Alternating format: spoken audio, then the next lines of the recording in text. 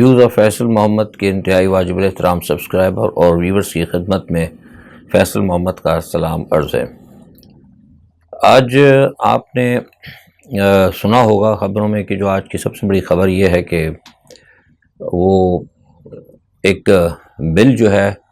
منظور ہو گیا ہے، جو کہ جس میں یہ کہا گیا ہے کہ عدالتیں جو سو موٹو کے تحت جو نوٹس ایک لیا گیا ہے اور اس سے پہلے جتنے بھی نوٹس لیے جاتے رہے ہیں ان کے اوپر جو سزائیں ہوئی ہیں یا جو فیصلے ہوئے ہیں ان پہ ریویو کا جو ہے حق منظور کر لیا گیا ہے۔ اچھا، اب اس میں بات تو کی جا رہی ہے کہ 60 دن تک ہے، لیکن اب حکومت کی کچھ میں قانونی اور کچھ آئینی معاملات ہوتے ہیں جس میں کہ ہچ تلاش کی جاتی ہے، اور میں سمجھتا ہوں کہ اس میں سے کوئی نہ کچھ ہچ ایسی نکلے گی، ضرور کوئی نکل سکتا ہے کوئی اس میں پوائنٹ ایسا، کیونکہ بنیادی طور پر ہمیں جو نظر آتا ہے وہ یہ آتا ہے کہ یہ جو انہوں نے قانون بنایا ہے اور جس کی صدر صاحب سے منظوری بھی ہوگا، اب صدر نے منظوری تو دینی ہی تھی، اب بہت سے لوگ اس کو یہ کہہ رہے ہیں کہ بھئی وہ صدر صاحب کو نہیں دینا چاہیے تھا، صدر صاحب نے کوئی کیا کہتے ہیں کہ عمران خان صاحب کے ساتھ کوئی عجیب لوگ ہیں نا، بس تجزیہ ہے ہر انسان کا کہ بھئی انہوں نے ان کی کوئی پیٹھ میں چھرا ہوا گھونپ دیا، ایسی بات نہیں ہے۔ گو کہ اس میں کوئی شک نہیں ہے کہ صدر صاحب اس وقت عمران خان سے خوش نہیں ہیں، اور بنیادی طور پر وجہ وہی ہے جو ہم شروع سے کہتے رہے ہیں کہ وہ کہہ رہے تھے عمران خان سے کہ آپ اب تھوڑا سا اپنے سخت لہجے کے اندر تبدیلی پیدا کریں، اس وقت جب کہ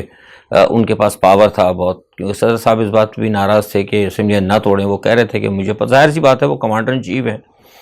اور ان کو بھی پتہ ہے کہ کیا کچھ ہونے جا رہا ہے، تو لہٰذا وہ منع کر رہے تھے، لیکن عمران کے گرد جو پیراشوٹرز ہیں وہ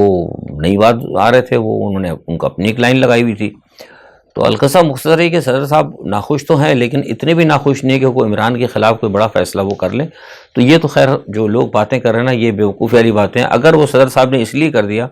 کہ عین موقع پہ وہ بیوقوفی والی بات نہ ہو کہ پھر وہ حکومت کو بھی موقع ملے کہ جناب یہ صدر صاحب ہر سطح پہ جو ہے نا عمران خان کی حمایت کر رہے ہیں، ان کو پتہ بھی تھا اگر وہ نہیں بھی اگر منظور کرتے تو پھر 10 دن بعد اس کی توثیق ہو جانی تھی خود ہی۔ میں سمجھتا ہوں بہترین فیصلہ ہے۔ اچھا، اب اس میں ایک بحث یہ ہے کہ لوگ کہہ رہے ہیں کہ کیا اس کو فائدہ ہو سکتا ہے، جیسے میں نے کہا کہ اب تو یہ آئینی اور قانونی جو ماہرین ہیں وہ دیکھ سکتے ہیں، ابھی میں نے تو بیسکلی اس کو صحیح دیکھا بھی نہیں ہے، اور مجھے لیکن باہر لگتا ہے کہ اس جو منظوری جو ایکٹ آیا ہے اس کے اندر کہیں نہ کہیں یہ کوشش کریں گے کہ ان کو کوئی ریلیف دلایا جائے، خاص طور پہ جہانگیر ترین صاحب کو۔ نواز شریف کے بارے میں ذرا ڈاؤٹ فل ہوں، یہ میرا خیال ہے، ہو سکتا ہے کہ بے خبر نہیں ہے، خیال ہے، لیکن جہانگیر ترین کو اس پہ شاید ہو سکتا ہے کوئی ریلیف مل سکتا ہو، کیونکہ جو میں تھوڑا بہت سمجھ پایا ہوں وہ یہ ہے کہ جو نواز شریف صاحب ہیں وہ سزا یافتہ ہیں، نہ صرف سزا یافتہ ہیں بلکہ وہ ایبسکانڈر بھی ہیں، مفرور ہیں، جبکہ جہانگیر ترین جو ہیں وہ مفرور نہیں ہیں اور نہ ان کو فی الحال ابھی نااہل ہی کیا گیا ایک طریقے سے۔ تو شاید ہو سکتا ہے کہ میرا خیال ہے کہ ہو سکتا ہے کچھ اس میں ایسا کوئی مسئلہ ہو جائے، لیکن ساتھ ہی میں ہمارے جو وزیر قانون صاحب ہیں وہ یہ فرماتے ہیں کہ اس سے جو انہوں نے منظوری کی، اس سے دونوں میں سے یعنی جہانگیر ترین کو اور عمران خان کو کوئی فائدہ نہیں ہوگا۔ بہرحال اب یہ وہ کہہ رہے ہیں، لیکن بہرحال مجھے کم از کم اس بات کے اوپر یقین نہیں ہے کہ کہیں نہ کہیں اس کے لیے تلاش کیا جائے گا معاملہ۔ اچھا، دوسرا وہ سپریم کورٹ میں پنجاب اسمبلی کے حوالے سے جو سماعت ہو رہی تھی اس کے اوپر بھی آج ان کو بتایا گیا ہے 9 مئی کے حوالے سے۔ وہ دیکھیں، میں نے آپ کو کہا تھا کہ 14 مئی کا جو معاملہ تھا الیکشن کا وہ تو اب سمجھیں کہ معاملہ ختم ہو گیا، اور ہم بہت پہلے کہتے رہتے کہ سپریم کورٹ سے بہت بڑی مسٹیک ہو گئی جب پہلی مرتبہ اگر وہ فیصلہ دے دیتے اسی وقت وزیر اعظم کے خلاف توہین کا، اور جو عدالت کے حکم نہیں مانے گئے تھے وہ کر دیتے تو بہت بہتر تھا، لیکن جیسے بس آپ کو پتہ ہے میں نے کہا نا کہ بیوروکریسی کے اندر بھی بہت سارے لوگ ہوتے ہیں، کچھ ساتھ میرے ہوئے لوگ ہوتے ہیں، کچھ ججوں کے اندر بھی ظاہر سی بات یہ بات تو نہیں ہے کہ صرف حکومت کے اندر یا عمران خان کے گرد پیراشوٹرز ہیں، ہم نے آپ کو بتایا تھا کہ عدالتوں کے اندر بھی بہت سارے لوگ ہوتے ہیں،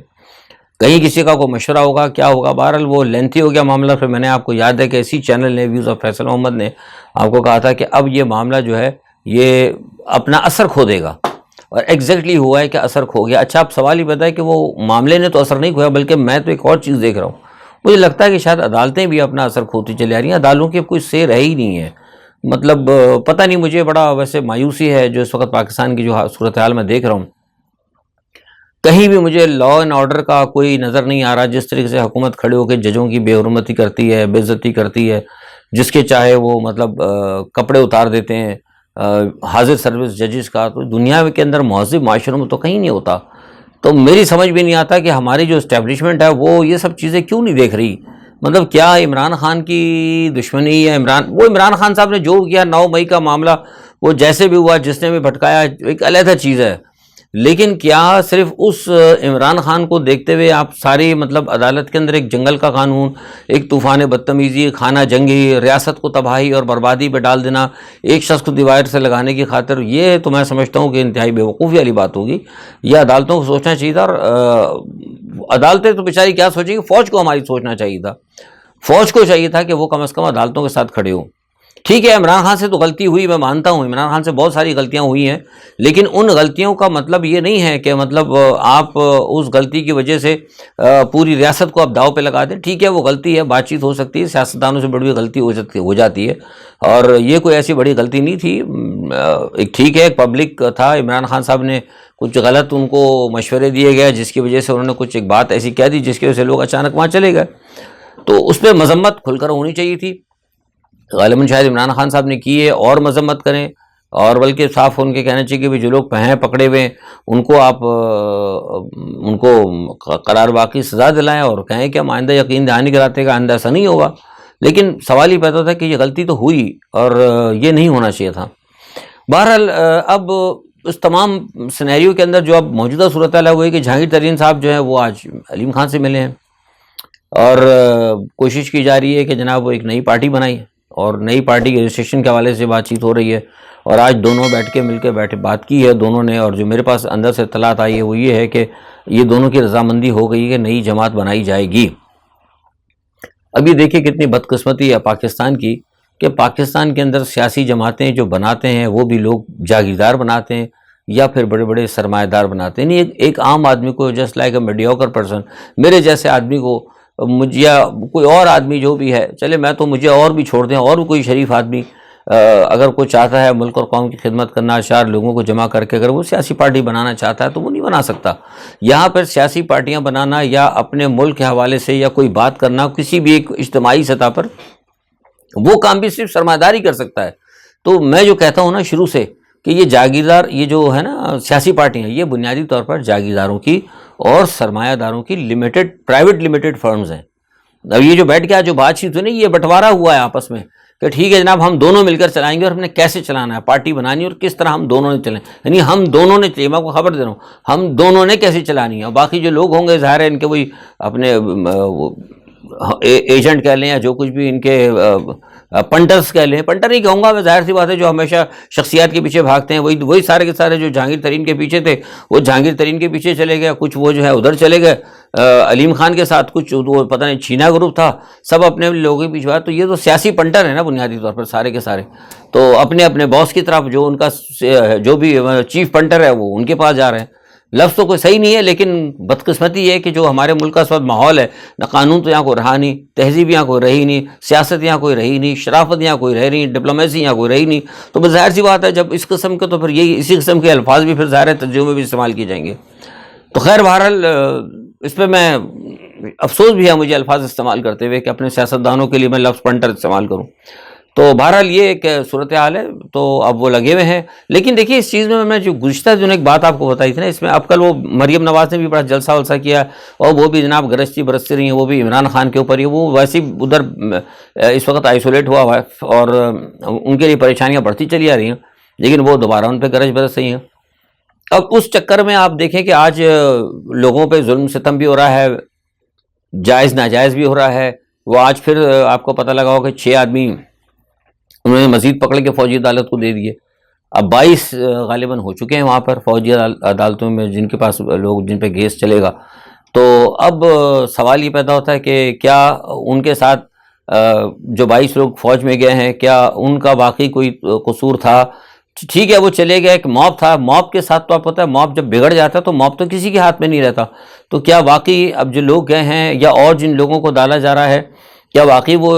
سزا کے مستحق ہیں، یا ان کے ذہن کے اندر کوئی شیطانی تھی؟ کیا واقعی وہ ملک دشمن ہے؟ کیا وہ واقعی فوج دشمن ہے؟ یہ ان کے ذہن میں یہ کس طرح پتہ لگے گا؟ مطلب ایک عجیب طریقے سے انہوں نے جو تماشا بنایا ہے اور پی ڈی ایم کی حکومت نے اور فوج کے ساتھ وفاداری دکھانے کا، اور یہ دونوں اس وقت تو دونوں ساتھ ملے ہیں نا، پی ڈی ایم اور اسٹیبلشمنٹ تو ساتھ ملی ہوئی ہے.